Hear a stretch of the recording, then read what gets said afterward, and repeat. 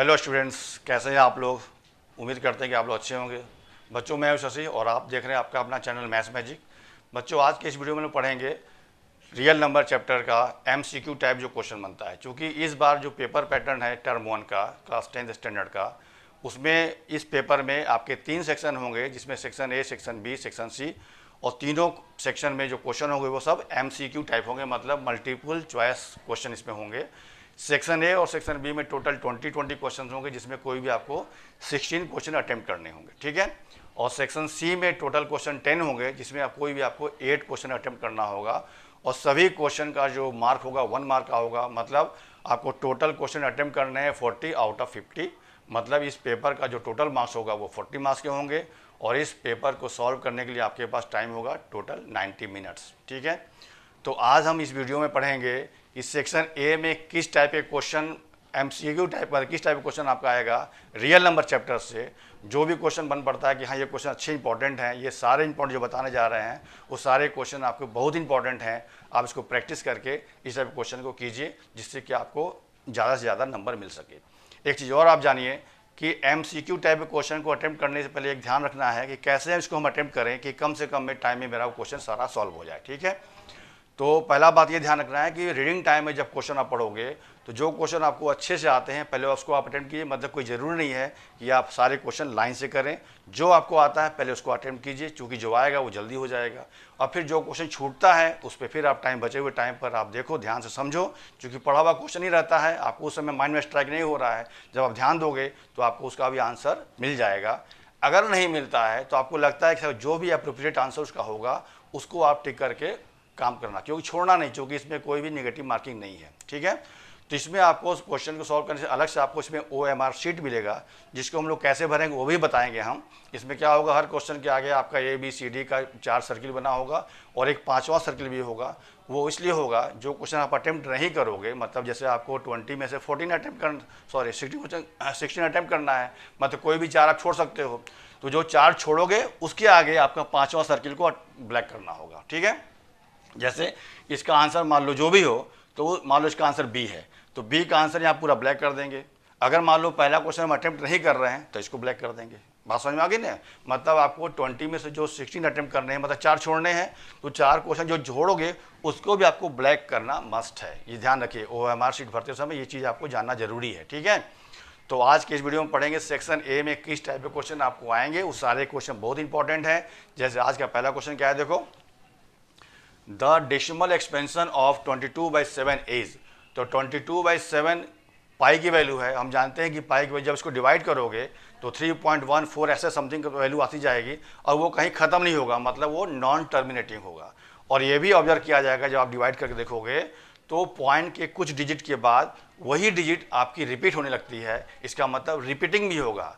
तो मतलब 22/7 का डेसिमल एक्सपेंशन क्या होगा, non terminating and repeating. Option में कहीं दिख रहा है आपको, देखिए पहले में टर्मिनेटिंग है, सेकंड में नॉन टर्मिनेटिंग एंड रिपीटिंग है, तो इसका आंसर बी हो जाएगा।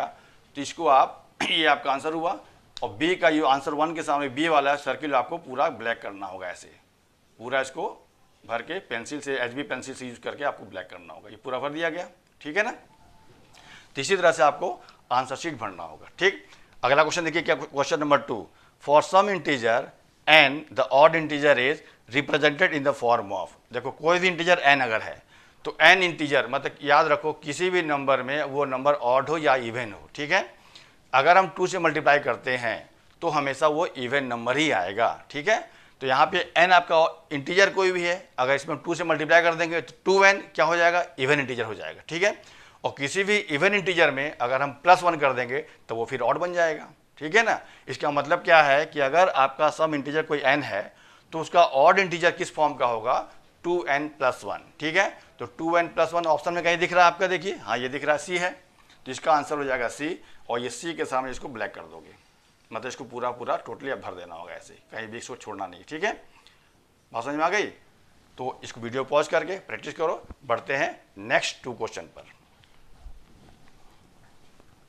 तो बच्चों, अगला क्वेश्चन क्या है, क्वेश्चन नंबर 3 कह रहा है HCF ऑफ 26 एंड 91 इज। ए दिया है 15, बी में है 13, सी में है 19 और डी में है 11, ठीक है।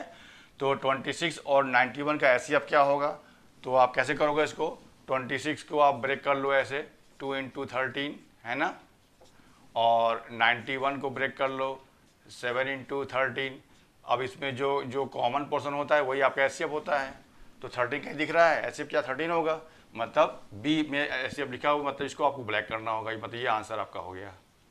कहने का मतलब 26 और 91 का एचसीएफ क्या होगा 13, ठीक है। अब देखिए question number 4, which of the following is not irrational. First में है 3 + √7, बी में है 3 - √7, सी में है 3 + √7 मल्टीप्लाइड बाई 3 - √7 और डी में है 3 √7। तो इरेशनल नंबर क्या होता है, जो भी वैल्यू आपकी रूट में होगी वो सारे होंगे इरेशनल नंबर जिसका कि रूट ना निकलता हो, जैसे √4, √9, √16 ये सब आपके इरेशनल नंबर नहीं है, क्योंकि इसके रूट निकल जाएंगे, और जिसका रूट नहीं निकलेगा मतलब √2, √3, √5, √7 ये सब क्या है इरेशनल नंबर है। और जब हम रेशनल नंबर को रेशनल नंबर में जब प्लस करते हैं तो हमेशा मिलता है इरेशनल नंबर, ठीक है। अब ऑप्शन से चेक कीजिए, तो यहाँ पे √7 आपका क्या है इरेशनल, 3 क्या है रेशनल, इनको प्लस करेंगे तो क्या आएगा इरेशनल, हमें चाहिए नॉट इरेशनल, मतलब आंसर ए नहीं होगा, ठीक है। सिमिलरली ये भी उसी तरह से, खाली यहाँ प्लस है माइनस था तो ये भी आपका इरेशनल ही होगा, और ये भी आपका इरेशनल नंबर है, चूंकि 3 √7 आपका √7 क्या है इरेशनल नंबर है, हमें निकालना है नॉट इरेशनल। मतलब इसको जब हम सॉल्व करेंगे तो दोनों सेम चीज़ है, कि प्लस और माइनस डिफरेंस है, तो इसको जब सॉल्व करेंगे तो 3 + √7 को जब हम सॉल्व मल्टीप्लाई करेंगे 3 - √7, तो एक फॉर्मूला होता है a + b multiplied by a - b, क्या होता है a² - b², तो ये आ जाएगा 9 - 7 दैट इज 2, तो 2 क्या आपका रेशनल नंबर है।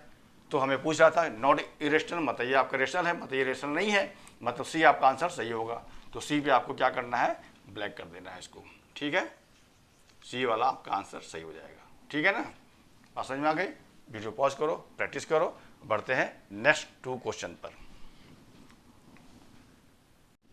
देखिए नेक्स्ट क्वेश्चन क्या है, question number 5, the addition of a rational number and an irrational number is equal to.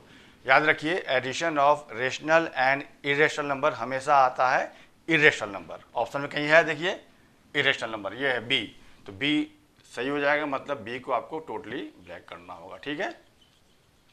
बात समझ में आ गई। ये कब ब्लैक करेंगे, जब हम क्वेश्चन नंबर 5 को अटेम्प्ट नहीं करेंगे, ठीक है, जब अटेम्प्ट नहीं करेंगे तो इसको हमको ब्लैक करना होगा। बात समझ में आ गई। अब देखिए question number 6, the multiplication of 2 irrational number is always irrational या मे बी रेशनल। क्यों, अगर मान लो आपका इरेशनल नंबर अलग अलग है तब तो हमेशा वो इरेशनल नंबर ही आएगा, ठीक है। अगर दोनों irrational number same irrational number, जैसे मान लो √2 × √2, तो मल्टीप्लाई करने में क्या है 2 आ जाएगा। मतलब कहने का है अगर 2 इरेशनल नंबर अगर सेम हो तो उसका मल्टीप्लिकेशन हमेशा रेशनल नंबर आएगा, अगर दोनों इरेशनल नंबर डिफरेंट हो तो उसका मल्टीप्लिकेशन हमेशा इरेशनल आएगा। तो चूंकि यहाँ पे बाइफर्केट नहीं किया कि कैसे आपके इरेशनल नंबर हैं, तो इसका आंसर हो सकता है रेशनल या इरेशनल। ऑप्शन में कहीं है देखिए, हाँ ये है देखिए, मे बी रेशनल और इरेशनल, तो ऑप्शन सी इसका सही होगा, मतलब सी वाले को ब्लैक कर दीजिए, ठीक है ना। इसी को आपको टोटली भरना होगा HB पेंसिल से, और ये वाला कब भरेंगे, जब हम क्वेश्चन नंबर 6 को अटेम्प्ट नहीं करेंगे। जैसे क्वेश्चन 20 में से आपको अटेम्प्ट करने 16, तो जो क्वेश्चन अटेम्प्ट नहीं करोगे वो 5वां सर्किल को आप ब्लैक करना होगा, ठीक है। इसको आप देखो क्वेश्चन नंबर 5 और 6 को प्रैक्टिस करो, बढ़ते हैं नेक्स्ट 2 क्वेश्चन पर। नेक्स्ट क्वेश्चन, क्वेश्चन नंबर 7 क्या है ये, if set A 1 2 3 4 5 and so on is given then it represent, ठीक है। तो 1 2 3 4 5 क्या है नेचुरल नंबर है, क्योंकि नेचुरल नंबर क्या होता है counting number starting from 1 up to infinity, ठीक है। तो 1 2 3 4 5 एंड सो ऑन क्या है नेचुरल नंबर, ऑप्शन में कहीं दिया देखिए natural number C is the right answer, ठीक है। इसको आप टोटली ब्लैक कर दीजिए, क्लियर, ठीक है ना।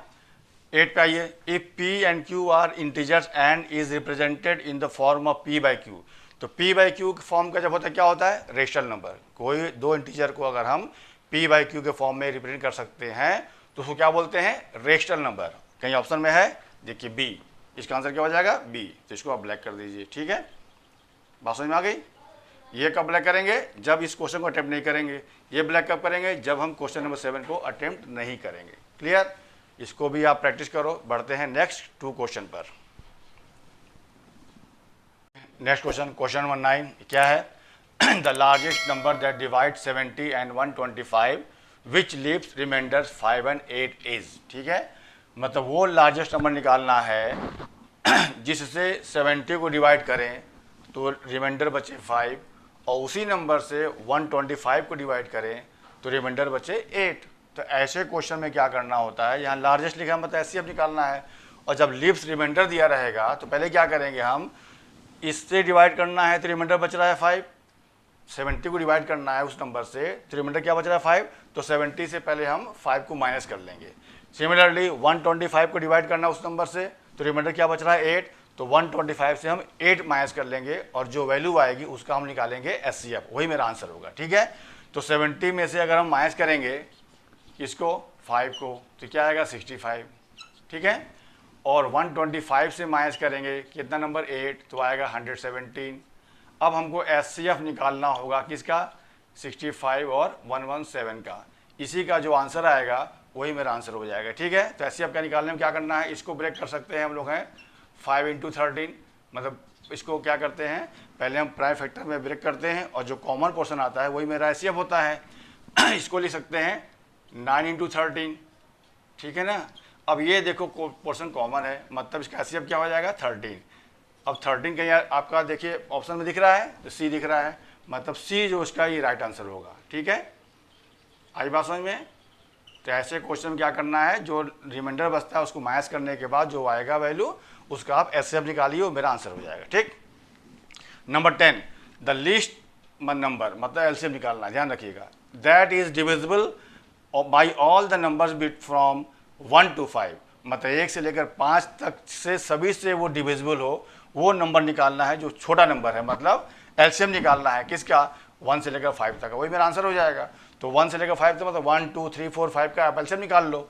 तो एलसीएम ऑफ 1 2 3 4 5, मतलब जहाँ तक बोलेगा 1 से 6 बोलेगा तो 6 को लेंगे, 1 से 10 बोलेगा तो 10 को भी ले लेंगे, 1 से 10 तक लेंगे हम। अब इसका एलसीएम क्या आएगा, देखिए इसका 2 into 3 into इसका भी 2 आएगा, इसका आएगा 5, इसके 2 फैक्टर होंगे, एक ले लिया जाएगा तो क्या हो गया देखिए 6 और 2 जा 12, 5 जा फिर 60, तो इसका एलसीएम आ जाएगा 60, मतलब वो बड़ा नंबर होगा, सॉरी छोटा नंबर जो 60 होगा, जो कि 1 से लेकर 5 से सभी से डिविजिबल होगा। 1 से भी डिविजिबल है, 2 से भी डिविजिबल है, 3 से भी डिविजिबल है, 4 से भी, 5 से भी, है ना। तो इसका बी आंसर हो जाएगा, this is the right answer. इसको आप ब्लैक कर दीजिए। ये ब्लैक कब करेंगे, जब इसको अटेम्प्ट नहीं करेंगे। ये ब्लैक कब करेंगे, जब इस क्वेश्चन को अटेम्प्ट नहीं करेंगे। क्लियर, इन दोनों को प्रैक्टिस करो। बढ़ते हैं नेक्स्ट 2 क्वेश्चन पर। देखिए क्वेश्चन नंबर 11, ये क्या है, द सम और difference of 2 irrational number is always irrational. Clear है, सम हो या डिफरेंस हो 2 इरेशनल नंबर का, वो हमेशा क्या होता है इरेशनल नंबर, मतलब answer B is the right answer. ठीक है, इसको ब्लैक कर दीजिए आप। सिंपल क्वेश्चन 12 में क्या है देखिए, the decimal expansion of the rational number 23/2 square multiplied by 5 will terminate after. ऐसे क्वेश्चन को करने से पहले आपको देखना है कि ये मेरा सिंपलेस्ट फॉर्म में है कि नहीं।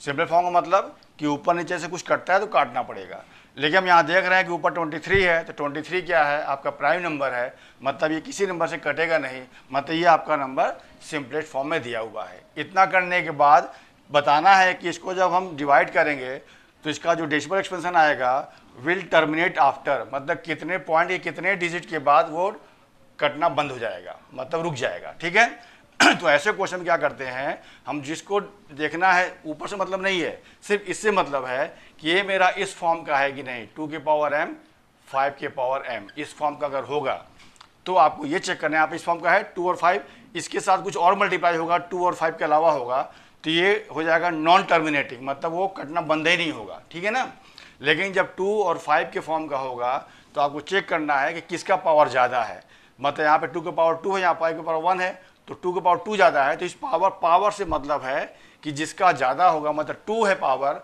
मतलब डेसिमल के बाद 2 डिजिट के बाद वो बंद हो जाएगा, मतलब टर्मिनेट हो जाएगा। ठीक है, तो आपका इसका आंसर क्या हो जाएगा 2 डेसिमल प्लेसेस के बाद, मतलब this will be terminate after 2 decimal places. तो इसका आंसर क्या हो जाएगा, अरे इसका बताना भूल गए, इसका आंसर हो जाएगा ए, ये बी है, ये सी है, ये डी है, और ये जब आप इसको अटेम्प्ट नहीं करोगे तो इसका आंसर क्या हुआ? बी। बी मतलब इसको आपको ब्लैक कर देना है। ठीक है ना?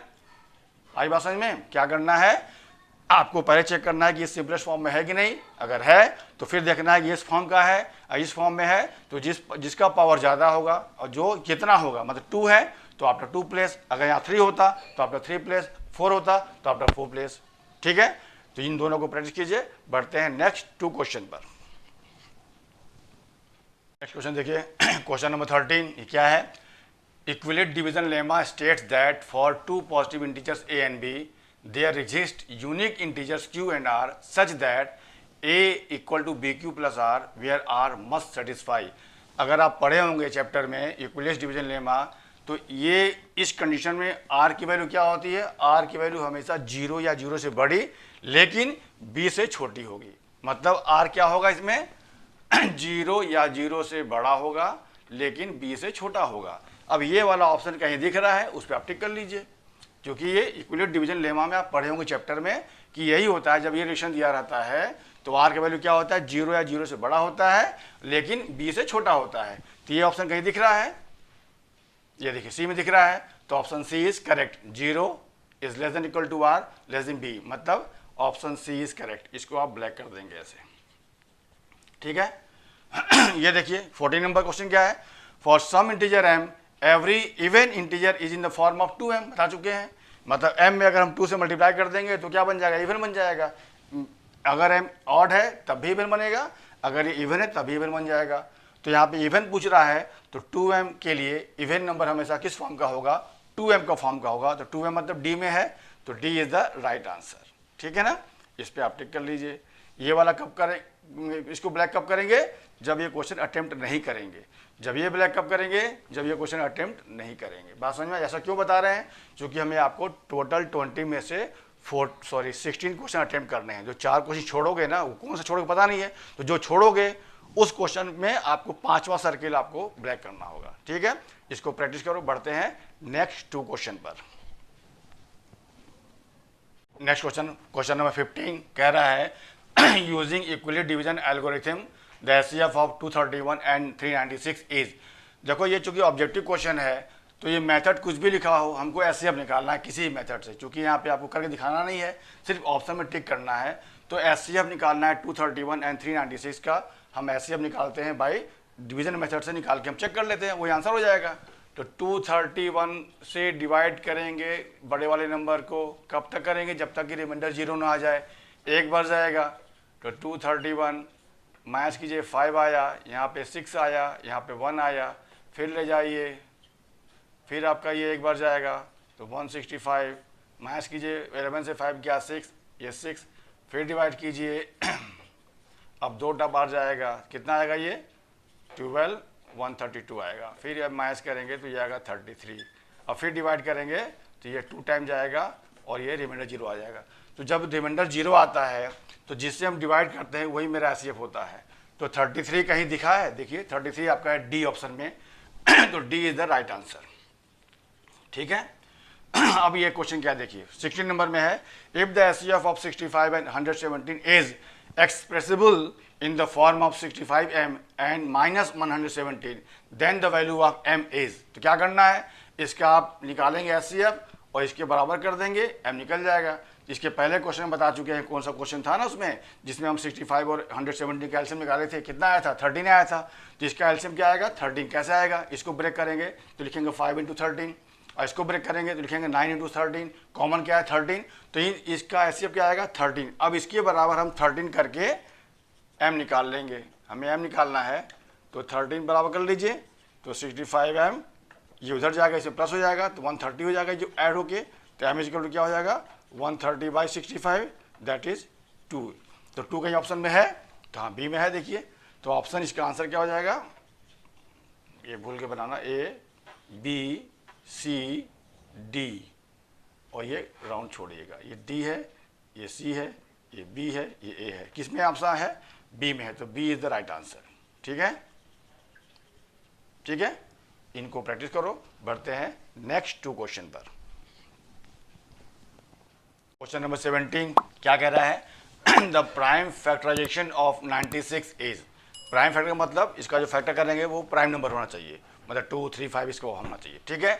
तो जो ऑप्शन दिया चेक कीजिए, 2 की पावर 5 क्या होता है 32, 32 3 जा 96, आपका आंसर ए होगा, बाकी देखने का मतलब ही नहीं है। तो आंसर ए इज करेक्ट। क्यों? क्योंकि 2 की पावर 5 क्या होता है 32 और मल्टीप्लाइड बाई 3 तो क्या आएगा 96। तो बाकी ऑप्शन की जरूरत नहीं है, सिर्फ ए पे आप टिक कीजिए, ठीक है। ये आपका आंसर हो गया, राइट आंसर। अब 18 देखो क्या है, n square minus 1 is divisible by 8 if n is, मतलब n स्क्वायर माइनस 1 की वैल्यू जो है वो 8 से डिविजिबल है, तो n की वैल्यू क्या होगी आपको चेक करना होगा। अगर हम n 0 रखते हैं तो -1 हो जाएगा, तो -1 बाई 8 ये आपका डिविजिबल नहीं है। अगर हम 1 रखते हैं तो 1 माइनस 1 दैट इज 0, तो 0 बाई 8 0 आएगा, मतलब 1 रखने पर ये 8 से डिविजिबल हो जाएगा। अब 2 रखते हैं तो 2 का स्क्वायर 4, 4 माइनस 1 दैट इज 3, तो 3 क्या होगा वो 8 से डिविजिबल नहीं होगा, मतलब 2 आप नहीं रख सकते। अब 3 रखते हैं तो 3 का square 9, 9 minus 1 that is 8, 8 is divisible by 8 that mean 3 रख सकते हैं। अब 4 रखते हैं तो 4 का स्क्वायर 16 और -1 15 आएगा, तो 15 जो आपका होगा 8 से डिविजिबल नहीं होगा। अब जब हम 5 रखेंगे तो 5 का स्क्वायर 25 -1 दैट इज 24, तो 24 आपका 8 से डिविजिबल होगा। कहने का मतलब क्या है कि जब हम इसमें ऑड नंबर रख रहे हैं तब ये डिविजिबल हो रहा है, और जब दूसरा कोई नंबर रख रहे हैं तो वो डिविजिबल नहीं हो रहा है। इसका मतलब क्या है कि इसकी वैल्यू 8 से डिविजिबल तभी होगी जब n हमारा ऑड इंटीजर होगा। तो ऑप्शन में देखिए कहीं है n integer, a natural number, ये आपका है ना n ऑड इंटीजर, तो आंसर सी इज करेक्ट, मतलब सी को आप ब्लैक कर दोगे, ठीक है ना।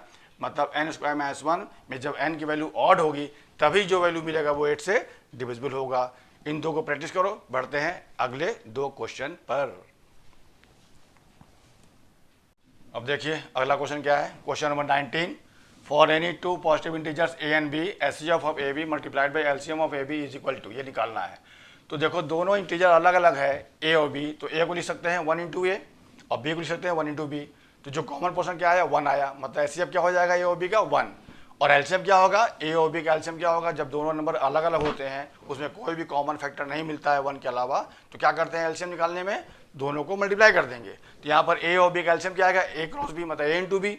तो जब इसमें वैल्यू पुट करेंगे इसकी वैल्यू हो जाएगी 1 और इसका हो जाएगा a क्रॉस b।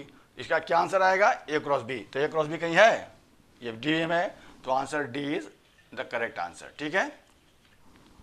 अब आइए 20 पर क्या है, the values of the remainder are when a positive integer a is divide by 3r। तो किसी भी नंबर को जिस हम डिवाइड करते हैं तो रिमाइंडर की वैल्यू कभी भी डिवाइजर से बड़ी नहीं होगी, मतलब जिससे हम डिवाइड करेंगे उससे बड़ा नहीं होना चाहिए। हम डिवाइड कर रहे हैं 3 से, तो रिमाइंडर क्या हो सकता है 0, 1 एंड 2। अगर मान लो 4 से करते तो 0, 1, 2, 3 होता, लेकिन 3 से कर रहे हैं तो क्या आंसर होगा इसका 0, 1 एंड 2। तो कहीं लिखा है, देखिए ए में लिखा हुआ है, मतलब ए इज द राइट आंसर, ठीक है। तो आज के लिए इतना ही, इसी टाइप के क्वेश्चन और कवर करेंगे नेक्स्ट वीडियो में, तब तक के लिए थैंक्स।